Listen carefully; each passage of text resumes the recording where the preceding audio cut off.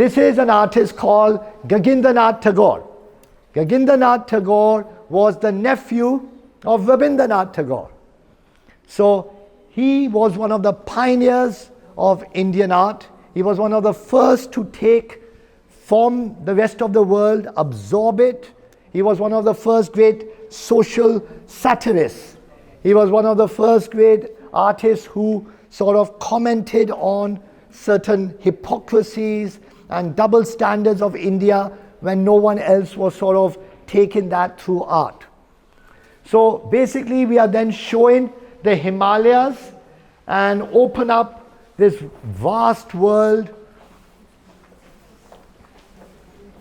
Okay, and the great photographs from, these were taken at the highest level, 28,000 feet, where a photographer had gone at that stage. This is the Badrinath cave, and these are the great R.R. Bhardwaj, one of the great pioneering pictorialists of photography. Now I assume photography also you're not taught? All right. Do any of you know what those temples are? No? Any of you been to Kashmir? Kaun sa temple hai? Matan. It's one of the great sun temples of India. Any of you? This is Nicholas Roerich. Nicholas Roerich was a great Russian thinker, peace activist, artist, philosopher, explorer, writer, and he came to India and he discovered for the Russians and for his own journey the Himalayas and the great grandeur of the color that the light would bring at different stages of exploring the Himalayas. Swaminathan, the mountain bird tree series, one of India's great artists and colorists. Let's move forward and let's come here. You see this wall? This wall is trying to show in glimpses the relationship between animals, humans, nature, and the cosmos. So it's one of the research categories in one's India Studies framework. And over here, now all of you, any of you been to Ranthambore? Who's been to Ranthambore? Tell me, do you know what this is? What is this? No, it's actually something representing a tiger.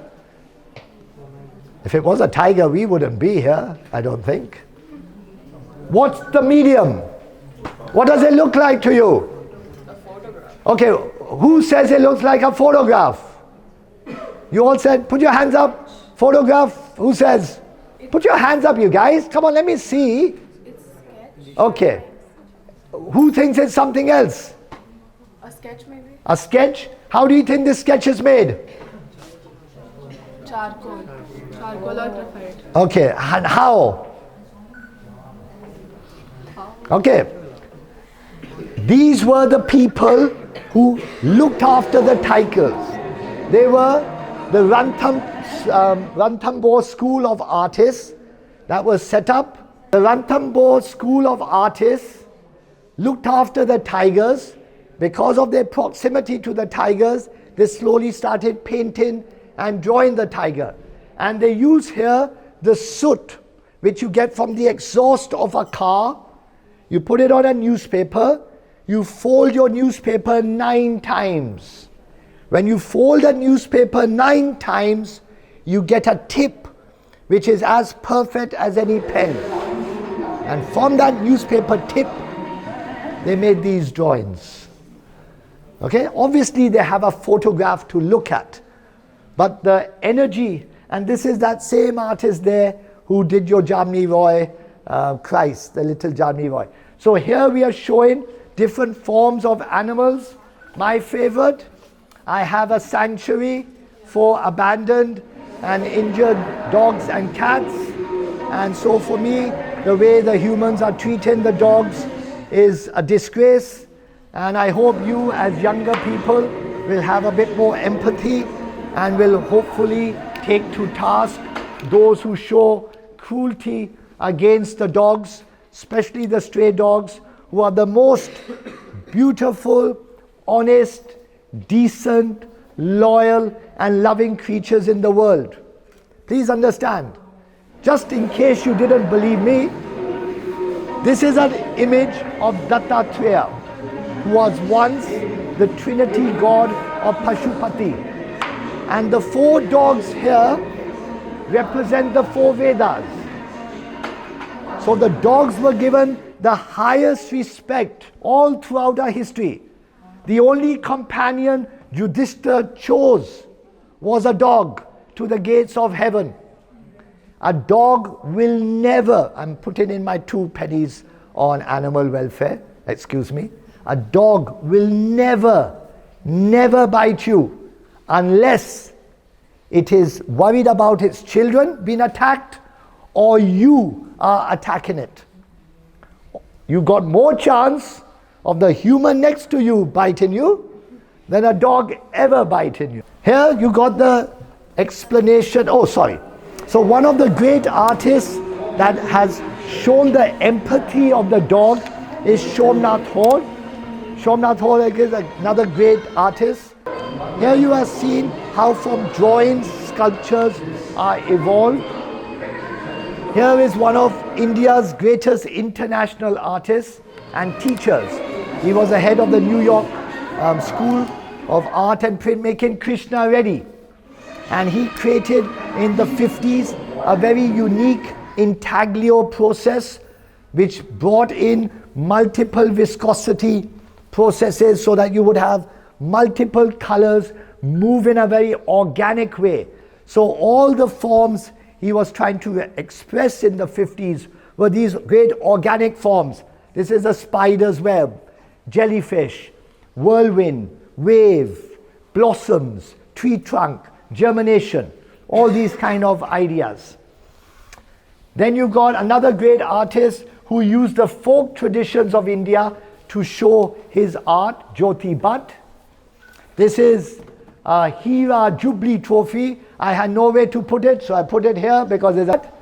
And Munnaswamy was one of the great artists of Cholamandal, though he was never allowed in Cholamandal because he had problems with his head, Panika. But this is his version of animal. And here is India's finest artist who took the folk and tribal traditions and inspired his art. Over here, all of you, these are the prize which will change the educational system of India. That is the film booklet. In the film booklet are the original credits, the storylines, the lyrics, all the cover images, what's the next feature. Without this booklet, you cannot really teach the history of film, and you can't teach the history of many related subjects. And therefore, this was the prize part of our collection. This is a little drop. We've now collected nearly 89% of all films ever made. So this will one day, very shortly, you'll see how this is helping you understand your subject. Turn around and you will see a small sample of the archive of India's most celebrated international filmmaker, not just then, but even now. No one really liked Satyajit Ray, and it wasn't just for the sake of name. He truly was a great Renaissance polymathic mind. He was a graphic designer also. He was a book illustrator.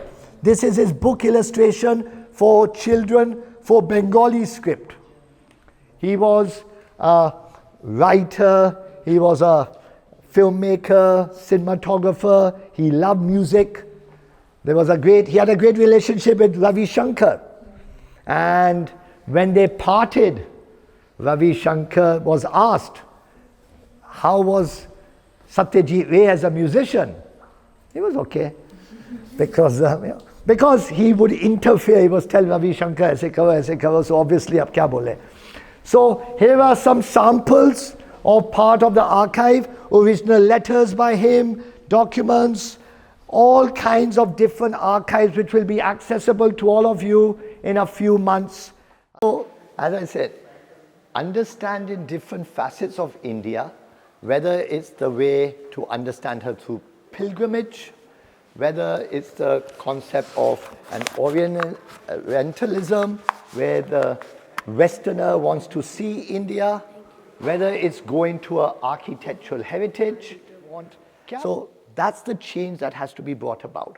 And then we come to the greatest energy of India in her creative world, and that is of cinema. So in cinema, there's millions and millions of objects in the world on this subject. We have probably the greatest that we've seen. We can only give a few samples. And the way we decided, we just gave one introductory wall. We put one photograph, the first photograph of Watson's Hotel, where the first film was shown by the Lumiere brothers when they came to India. And remember, cinema was introduced to India barely 5 months after it was launched in Paris. So India was always in par with the development of cinema. We never gave it that kind of documentary support. We never gave it that intellectual support, educational support, material support. And then as it slowly became a source of entertainment, it was very difficult then to change certain parts. But I'll show you a much deeper. So you've got someone like a Himanshu Rai. Many great entrepreneurs came up, the Madans, the Prabhat Studios, Imperial Studios, New Theatres, and he gave rise to Bombay Talkies. Then we are just trying to show one film of the period of the 50s, which was the transformation period of India from a Neador to Avara to Jhansi Ki Rani, one focusing on the divide between rural India and urban India, one focusing as much on the greed of urban India and the imaginative world, one focusing on the past and our struggle to become India and the kind of epic proportions. And then we use the example of one classic film, Pakiza, and different art forms in the material. And like this is the Golden Jubilee Trophy of Pakiza. The world probably has not seen this for about 50 years. Because, it's lost to humanity in a way. It's not in museums, it's not in anywhere. Now, the kind of craftsmanship that goes into this, again, that's been lost. So if you see the trophies today, you have here, and these are some of the great trophies, whether it's Bobby, whether it's Yadav Ki Barat, whether it was an icon for RK Studios, whether it's over there, some of Amitabh Bachchan trophies. The craftsmanships in those trophies reflect what is the nature of artisan policy, how are we respecting our crafts, how are we respecting those artistic lives which are not making very much money, which seem to be not so relevant. But unless you nurture that, you lose a very important part of India.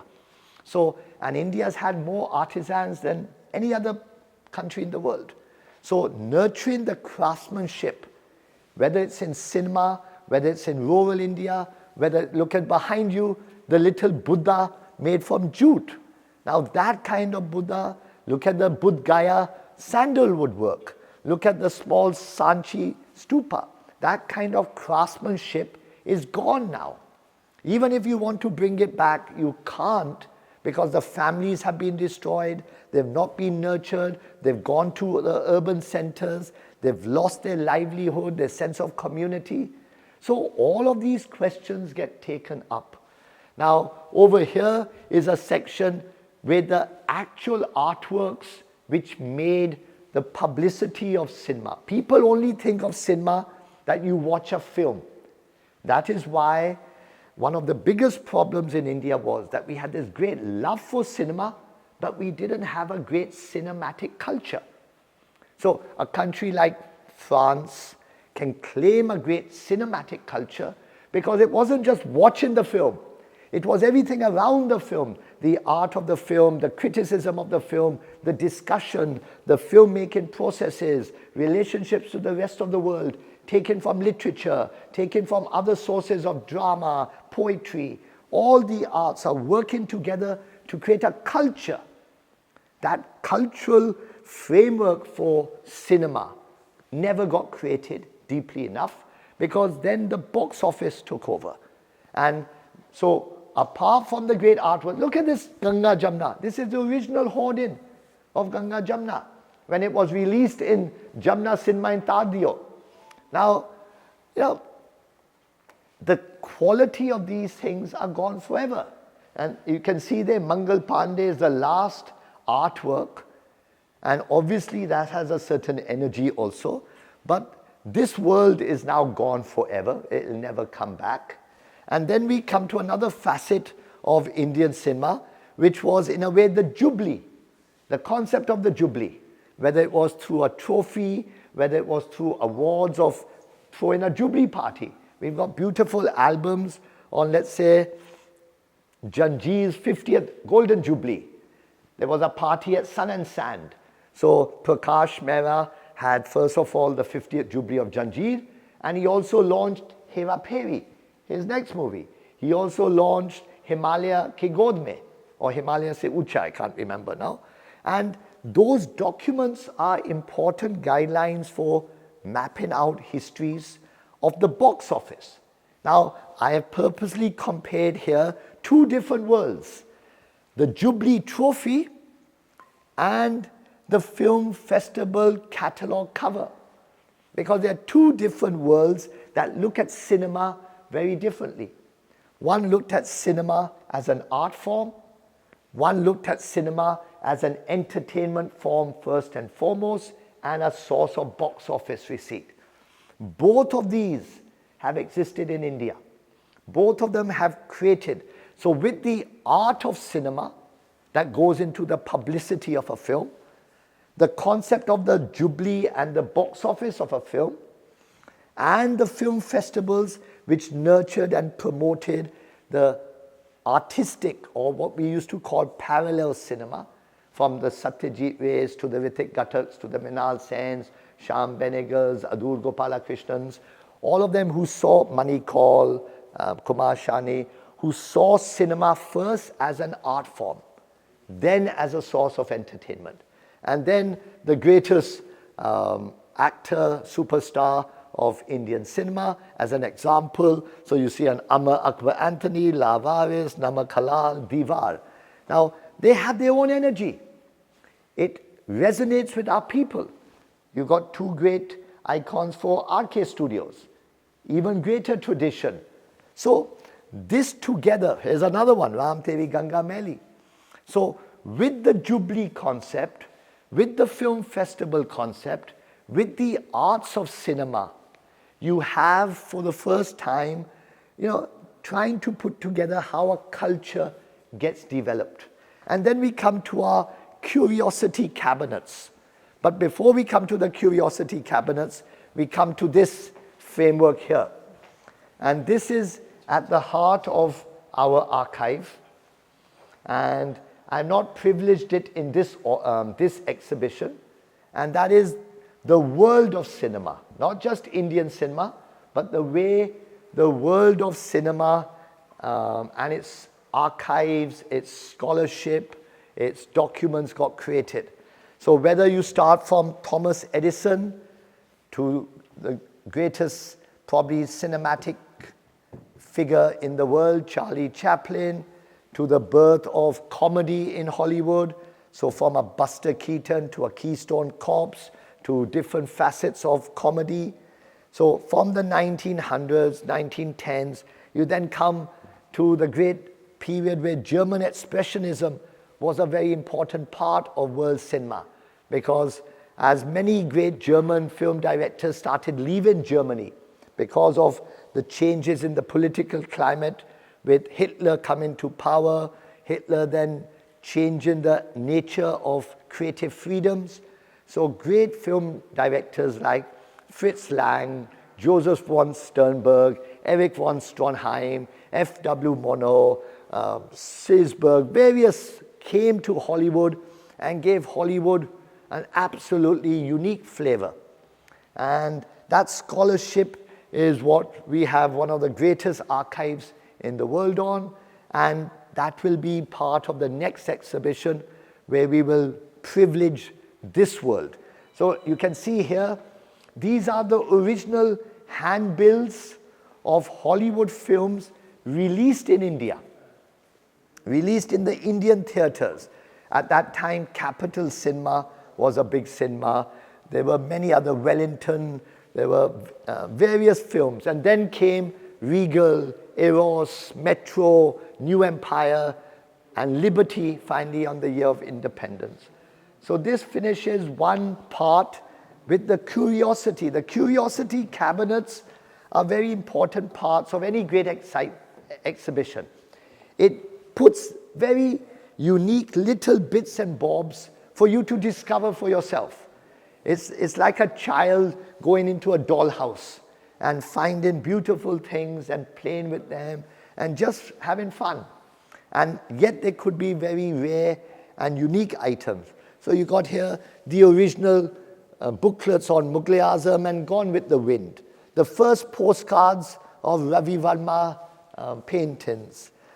Various things on how Mughal-e-Azam showed itself. Cinematic chemistry. Raj Kapoor, Nargis albums. The first postcards of Hollywood.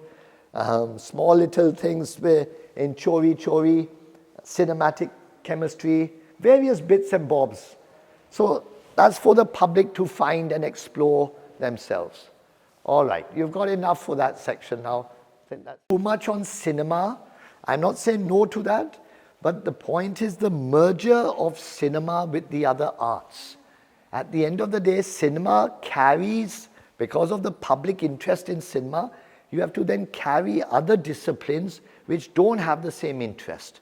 Okay, so that's the main objective here, that cinema gives an energy so that the fine arts gets integrated, the popular arts, architecture, photography, all of these get a certain role and importance which otherwise they would not get. Okay? So one important part of our research framework for India studies is the animal-human nature cosmic continuum. That there is this underlying thread which unites all living souls, whether it's an animal, whether it's a human species, whether it's the nature of all our flora, fauna, nature, or whether it's the stars and the planets and the cosmos. All of this has a logic and a continuous relationship which doesn't get broken. We may try to dominate one, privilege one, break down one, but at the end of the day, when we understand that linkage, we are much more in harmony with. So one part of this exhibition is the relationship between the fine arts and how they've expressed animals and human nature relationship with animals and nature. So from the great, this is one great example in Ranthambore. Now in Ranthambore is one of the few places in India where both nature reserves, animal reserves and architectural reserves are tackled together. There's no other place really that has that synergy.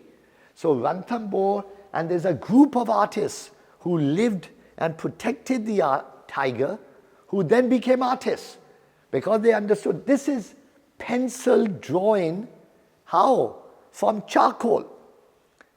They take charcoal from the soot of a car, from the exhaust pipe. They take a newspaper, fold it 9 times, and from the tip of the newspaper, the drawings are made. So that's the quality of the drawing. Obviously, there's a photograph from which they use, but that again comes back to the craftsmanship of India, that there are thousands and thousands of fine, creative people across our country who don't get the support they need to develop. Then this was just to put perspective that the cat, Jamni Roy's cat. Then the whole concept of Dattatreya, one of the, once upon a time, the god of Pashupati, and it needs to be revived because people, the way they're treating the stray animals today, the dogs and the cats, is absolutely shameful. It's the sign when the human being reaches their lowest level of gatiyapan, that they can't look after the most helpless, the most honest, the most decent and loving of creatures. And the dog has been the oldest companion of human beings. Yudhishthira only took a dog. This is the depiction of Dattatreya. Who are the 4 dogs? They are the 4 Vedas. So from the time of ancient Hindu philosophy, the dog has been respected. And today we have people killing dogs, beating dogs on the street. It's their home. Now, how do you get across that understanding? Look, you can't force people to love. You can only open their mind and give them opportunities to learn. So art has, Somnath Hall was one of the great artists who depicted the dog in many forms, its helplessness, because he was actually focusing on wounds, the concept of wounds. Human wounds, animal wounds, wound होता है. इसको लगता है या मुझे लगता है, एक ही बात है. That concept of the wound is what he is trying to express. Similarly, you take one of the great artists of India, D.P. Roy Chaudhary, and how he's depicted a dog feeding her children. You look at the concept here of, this is nothing to do with the dog, but it's the relationship between drawings and sculpture. A great artist like Dhanraj Bhagat. Then these are 2 examples of one of India's greatest printmakers, Krishna Reddy, who from 1955 to about 1968 created some of the most unique, innovative intaglios of the world, where natural forms were the inspiration. So spider's web, jellyfish, germination, whirlpool, tree trunk, blossoming, the wave, pastoral, all these kinds of natural organic forms he expressed through very unique intaglios. Then you've got artists like Jyoti Bhatt, who tried to revive the craft traditions in the fine arts and also take forward certain aspects of it. हीरा को वैसे ही मैंने याद डाल दिया क्योंकि यहाँ भी animals थे, सोचने दो लोग को हीरा और ज्योति भट्ट का क्या मिलन है. Munuswami, again, another great artist who used the line to create a sense of Indianness. In the 60s, in Cholamandal and South India, great artists like Panikkar, Ramanujam, Sultan Ali, Munuswami, Bhaskaran, Vasudev, many others were trying to experiment that how can we be modern and Indian and uniquely ourselves. So these experiments, in the Western concept, the line is always usually an outline. It's an outline to something else to focus on. But in Indian philosophy, the line is an imaginary joy in itself. I don't need the line to be an outline. The line itself is the beauty because it comes from the inner world. That's the difference between those 2 worlds. One represented the outside material world, one represented the inner movement of one's idealism. And that difference is what became the East-West dialogue to a large extent. And these great paintings of Sultan Ali, the Pramanu Darshan series, one of the unique attempts of using folk and tribal symbolism to express modernism in Indian art. Then we have another great tradition in India, and that is of the book tradition. So the book tradition has an old tradition from Abhindranath Tagore, Hussain, Satyajit Ray, Ganesh Pine, K.G. Subramaniam, all the way to the younger generation of Namrata Bachchan, where her recent book, Full Circle, or her lovely illustrated book of her grandfather's poetry, Haribhai Bachchan in Madhushala, beautiful artworks, part of the tradition of bookmaking and book illustration. So that, and there's some original artworks from those books. And so this is another section which we are also taking forward. Now, obviously, part of our film section, we have thousands of archives, and we've chosen to just give one example of probably India's most celebrated and greatest film director in many ways, Satyajit Ray. So every kind of book, journal, magazine, letter, document, booklets on him, everything is, for the first time, will be available to the public on a grand scale, integrated within the framework of India studies. This great Devi poster, which was for the French release of Devi, when it was shown in France for the first time. And it's very strange. Yesterday, a day before, Victor Banerjee was here at the opening, and he mentioned that the lady who played Durga in Devi actually died day before yesterday. So, it's ironic of all the posters we chose, God bless her soul, but the fact is that, there's thousands of stories every day. You can't focus on every one. So, Satyajit Ray's Working Stills by Nimai Ghosh, the great poster. Look at Kabuliwala's poster. Look at the design. This was Tapan Sinha's Kabuliwala and Ritik Ghatak's poster. So the Bengali poster had a unique design sensibility because they used the font of the text like an artwork, which most Hindi film posters or South Indian film posters did not do. So that's why Bengali film posters are a bit more beautiful and aesthetically pleasing and graphically exciting, because they use the font, image, dialogue, jugalbandi in a better way. All right? Take, for example, the whole journey of India's struggle to be herself, to create an India studies conceptual framework, is from the 1880s to the 2020s. Now, all 6,000 years of India lives in 140 years. So we have always this violent, non-violent dilemma in all civilizations. India took it to an extreme because of one individual, passionate thinker, and that was Gandhiji. But at the same time, when you struggle against foreign power, violence is the norm of most ways. Now, Gandhiji, people think they understand. Our objective is to show, no, you don't. There are many ways to look at even the most established icons of our century. You look at him from here. Now, if you see something like this, most people don't get it, because in the 1870s, 80s, Hindu mythology was shown in the Calcutta presses in Bengal from Kansari Para, Chor Bagan, Calcutta Art Studio. Look at that. Yamma, Shiva, Markandeya.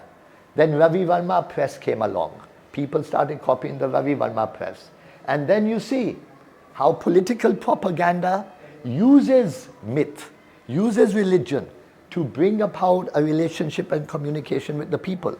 So Gandhiji becomes Shiva, the British Empire becomes Yam, and Markandeya becomes Bharat Mata. Now, this relationship between the secular and the religious and the struggle for one's identity is always entwined in India. You can't separate it honestly. You can try your best, and it doesn't matter whether it's the most secular-minded person or whether it's someone who has another version. So these things need to be questioned. Everything needs to be re-examined. How do I understand it? How do I make these decisions? How do I know what is the underlying processes? So when you look at a Gandhiji, you got one perspective. You look at Gandhiji here, Polish poster of Attenborough's film. You look at a young interpretation by an artist in 2007. You look at these are the original first photographs by Cartier-Bresson, last days of Gandhiji. Nehru announcing Gandhiji's death, the public at the procession of his body being taken to the streets, Gandhi's last visit to Nizamuddin. Then you look, his visit with Rabindranath Tagore, Gandhiji at Dandi. And then you see the whole evolution of a different kind of struggle for independence. When you're also, the frustration of the youth is there. I want independence now. I want to kill my enemy. I want to get them out. So violence is the way you take forward. So Bhagat Singh, Chandrasekhar Azad, Subhash Chandra Bose, these are the main icons which took forward that, and how our political propaganda showed it of that time. And you take great artists like Chitto Prasad, one of the greatest artists of India, man of total integrity, and how the first time the arts tried to play a role in fighting against injustice, whether it was the Bengal famine of 42, when K.A. Abbas and others were trying to raise money. So they set up IPTA, and IPTA became one of the great cultural institutions of India in trying to take from the masses, from the people, and giving them a political sensibility, giving them a sense of duty as citizens, as people who are under British rule. And that whole journey. So most people know about Quit India. They don't know about Quit Asia. What was the Quit Asia movement? Because at that same time, the Japanese were also bombing India, especially Chittagong. And the British wanted to fight the Japanese because they were part of the powers with Germany. So all the politics of the time is still not clearly understood. And the visual image is a much deeper way to tackle these issues than the written word. The written word is deeply distorted. It's already gone through so many interpretations. The visual image is still fresh. Therefore, the prejudice, the preconceptions are less when you open up an educational framework. And that's what this is about. How do you create the first detailed, world-class conceptual framework for India studies? How do you reach out to all the universities and schools of the world and say, there's not one course, imagine, not one course in the whole world for India studies as a 3-year graduate course. Now why? Because we've never collected a world-class archive. We've never understood the relationship between the image and the text meaningfully. We've brought so many prejudices and preconceptions to the interpretation of India. You can't decide what you want to show about India. She tells you the scale. She tells you the complexity of the diversity. You can't pick and choose what you want to tell. You'll never solve the problem then.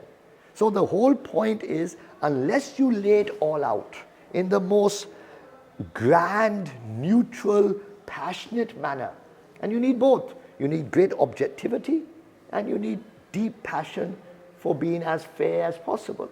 So you take a simple, look at it, imagine this.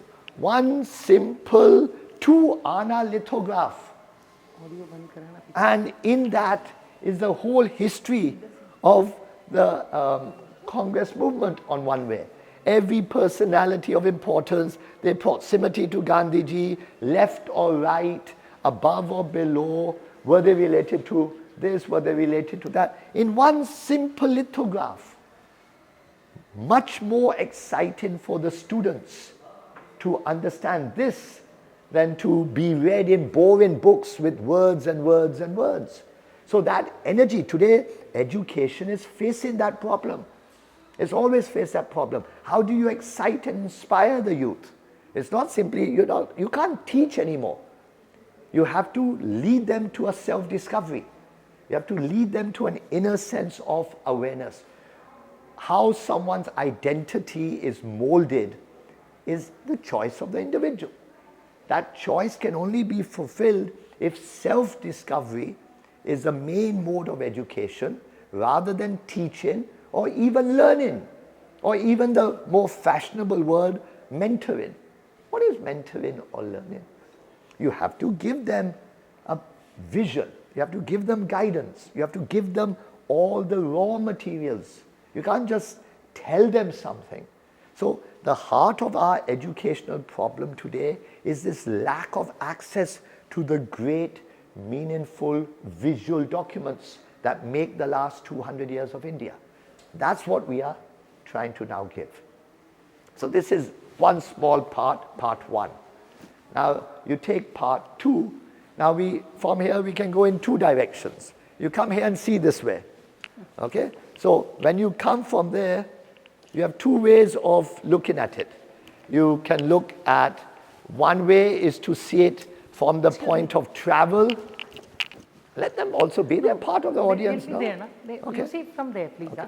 They are part of the travel, or you can go deeper into the political responsibilities, the social responsibilities of the creative mind. So let's say we take this path and we come to how you discover India. How did India want herself to be understood? It's a very important way, that how did we come to know what is India? Who is she? How do we study her? How do we explore her? How do we visit her? Where do we place the emphasis? What do we ignore? What do we not ignore? So all throughout first travel was basically about pilgrimage. We would go to a Palitana, we would go to a Bodh Gaya, we would go to a Nalanda, we would go to a Banaras, we would go to Brahmeshwaram, we would go to Palni, Tiruvallalai, lots of places, Sharangam, that's there. So the whole concept of pilgrimage, and then pilgrimage suddenly gets a boost when the first railways come about. So because of railways, you can travel further, and because of that, you want to promote, आइए, Sharangam के पास आइए, या Allahabad आइए, या Banaras आइए, या Mathura आइए. So these posters were created by a great artist called M.V. Durandar. So these are the first posters created in India to facilitate travel. And you notice that in the 1920s, it is going to the holy sites. And in this case is, I've given you Sharangam, but I can only show in this exhibition one sample of the thousands that we have built up. So you have on, as I said, Mathura, you have on Allahabad, you have on Palni, you have on Rameshwaram, Tiruvannamalai, and so on. Okay? Then you had the other way of looking at India. She was part of the Orient. So the Orient had, obviously today it's seen with a great kind of prejudice because of certain perspectives of post-colonial studies. Edward Said's Orientalism in 78 changed that perspective to a large extent. And as a result, you can see the kind of design tropes that are used. So you can see the turban, you can see the Chinese and the Japanese haircuts, you can see the elephant, you can see the Vietnamese topi, you can see other parts. So even though this is a great piece of design, we bring our post-colonial attitude that it's about Orientalism. And as a result, we undermine it as a piece of graphic design and as a piece of history. It's part of the journey. Whether you agree, disagree, is neither here nor there. Respect it as part of one piece of the jigsaw. Contextualize it with another piece. Look at it here. Here's another example. Now they started choosing particular monuments. So in this case, it's Chhatar Manzir. It could be Bodh Gaya. It could be so many other monuments that were chosen in Jaipur, in Udaipur, in hundreds of parts of India. Now you see how a poster is designed. And you look here and you see the actual photograph from which a poster is taken, its designs. So these original photographs, in this case by V. Pont. Kya ho gaya yaar? Why are you so, let it be. Whether it is the pilgrimage framework, whether it is the concept of the Orient, whether it is using the monument as the focus, or in this case, you can actually interpret what are they trying to present about India. Look at the monuments chosen.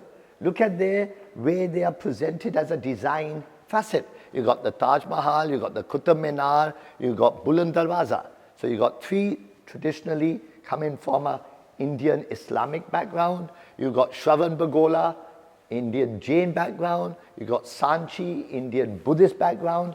And in the corner you have Jodhpur Fort, so a Hindu background.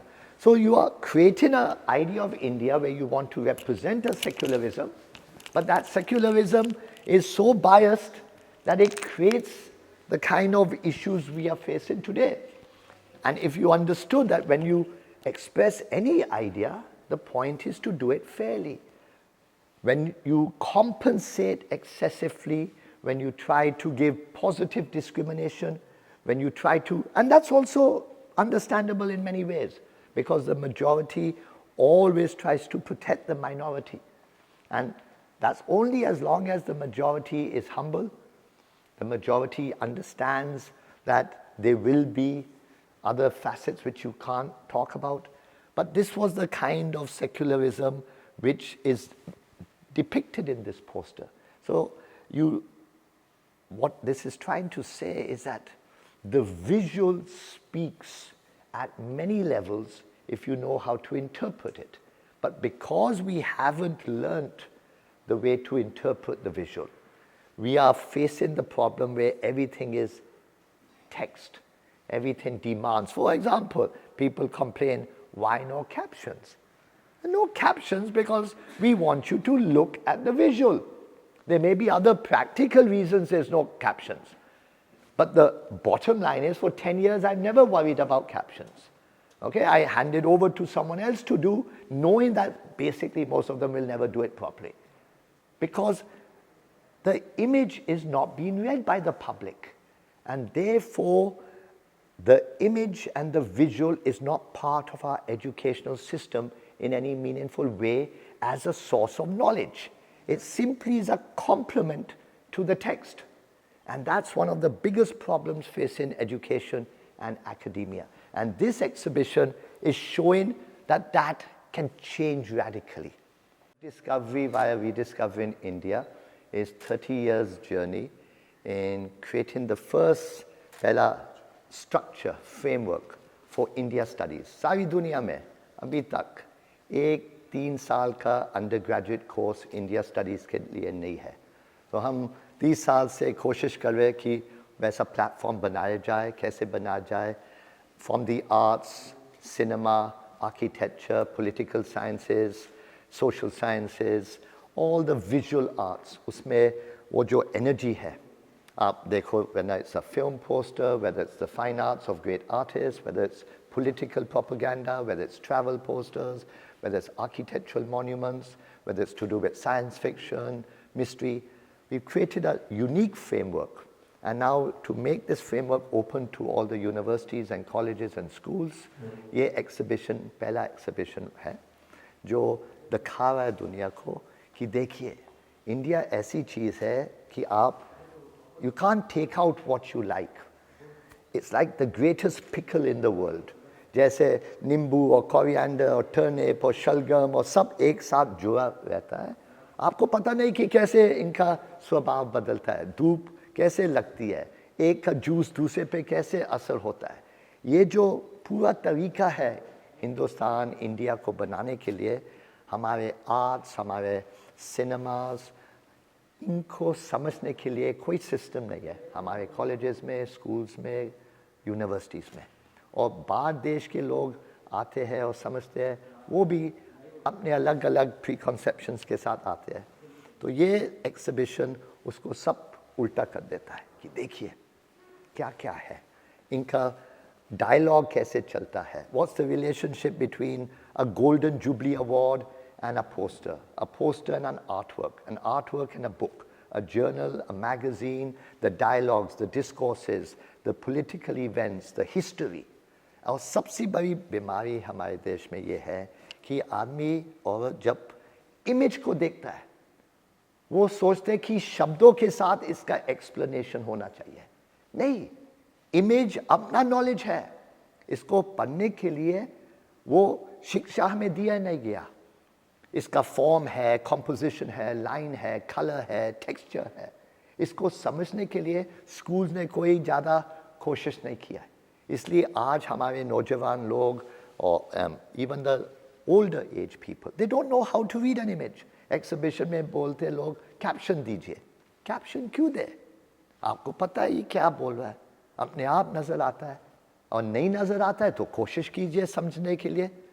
just to position in देखो इसके पहले क्या हुआ, इसके बाद में क्या हुआ, इसके दाएं को क्या हुआ, इसके बाएं को क्या हुआ. What's the relationship between Manoj Kumar and Dilip Kumar?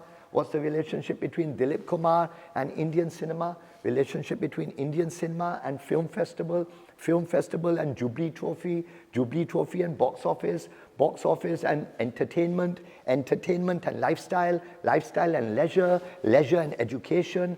ये सब एक बिल्कुल जुड़ा हुआ है. लेकिन हमारा इकोनॉमिक एजुकेशनल सिस्टम इसको तोड़ के समझाते हैं हमें, और ये तोड़ने में सारा जो रस होता है निकल जाता है. That is why idealism today is at the back foot. Idealism जो आइडिया लेता है, जिसके दिमाग से आइडिया निकलता है, वो सोचते हैं कि हम कुछ नहीं कर सकते, अब आइडिया किसी और को दे देते हैं, उनको इम्प्लीमेंट करने दो. बिजनेस को दे देते हैं, गवर्नमेंट को दे देते हैं, फिलैंथ्रोपी को दे देते हैं, और फिर रोते हैं कि यार हमारा आइडिया कुछ और बन गया है. क्यों बन गया है? क्योंकि आपने किसी और को दे दिया है. You think about it. कोई ऐसा मौका नहीं है देश में जहाँ म्यूजिक नहीं बज रहा हो, लेकिन यूट्यूब ने स्ट्राइक करना है. अब आप अपने आप सोच. एग्जीबिशन कितने दिन का है, क्या क्या लोगों को देखने को मिलेगा यहाँ पे? यहाँ 15 दिन का एग्जीबिशन है. फॉर्म आप आगे पहले जब आते हो, फ्रॉम 1880s to 2020s, 140 साल की इंडिया का इतिहास, आर्ट से, सिनेमा से, आर्किटेक्चर से, स्कॉलरशिप से, the relationship between animal, human nature and the Cosmos. ये जो हिमालय के रिश्ता क्या है हमारे साथ, कश्मीर का रिश्ता क्या है, इन सारे चीज़ों का आर्ट से कैसे लोगों को समझ आती है, ये एग्जीबिशन का मकसद है. बेटा कुछ बताइएगा, जो ये बड़ा पोस्टर है यहाँ पर, उसके बारे में. ये यूनिक एक्सपेरिमेंट था इंडियन सिनेमा में. मनोज कुमार ऐसे व्यक्ति थे जो हर पार्ट ऑफ फिल्म मेकिंग में अपना हाथ डालते थे, इन direction, production, editing, screen play, music, publicity material.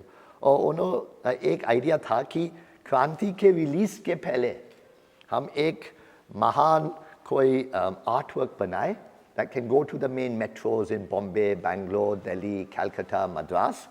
इसमें कोई नाम ना हो, क्रांति का नाम नहीं है, मनोज कुमार का नाम, नो ब्रांडिंग, खाली आर्ट. सो पंडित राम कुमार शर्मा को उन्होंने बोला कि आप ये पोस्टर बनाइए. 12 शीटर है, तो ये 12 शीटर गया था.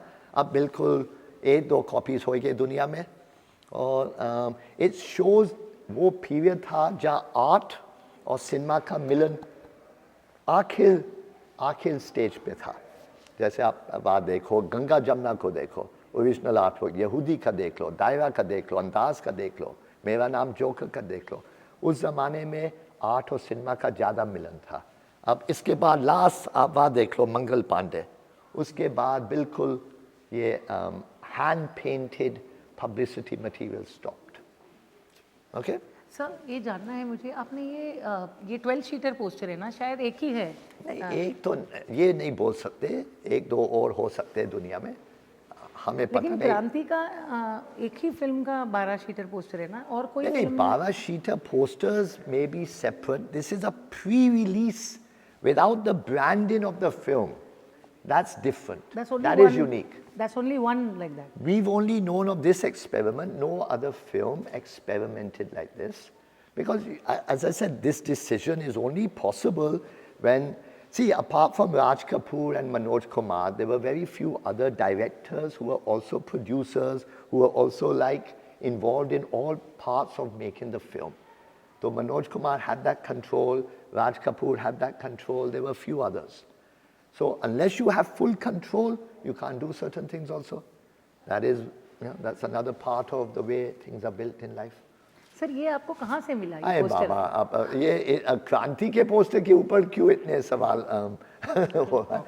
Okay, yeah. जुनून, मुगल-ए-आज़म and few others. See, Junoon is a very unique. These are the quads. एक ही cinema group थे दुनिया में, the Curzon Cinema in England. And they had the great designer called Peter Straussfeld. And Peter Straussfeld designed a particular kind of quad. So whether it was Junoon, Jalsagar, whether it was films from Poland, films from Denmark, films from any other part of the world, France, when they showed in England, This was the unique design sensibility. So, see, in this exhibition, I can only give you one sample.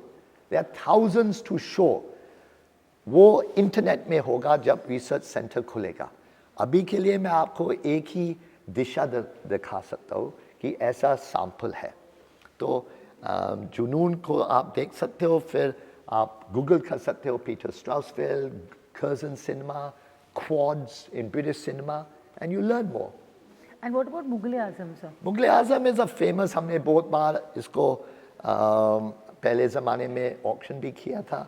अब ये हमने अपने archive के लिए लिया था. There is no film like Mughal Azam. Not just the film itself, उसका बनाने का पूरा तरीका. एक बंदा के आसिफ, इफ़ यू नोटिस 15 साल उसको लगे. He took the first cover of Film India in 1945 when Chandra Mohan and Nargis were the stars. 15 साल के बाद उसने 10 covers लिए. वो जो जुनून और पैशन उसमें था. और that's why for us K. Asif is an important factor, because her Hindustani, her Indian में एक मुगल आजम बैठा हुआ है. लेकिन वो मुगल आजम को निकालने के लिए जो stamina, love, passion, money, opportunity, energy is required, वो नहीं मिल रहा है लोगों का सपोर्ट. तो वो सपोर्ट हम कोशिश करेंगे कि ये रिसर्च सेंटर से थोड़ा सा सपोर्ट मिले कि हर आदमी का मुगल आजम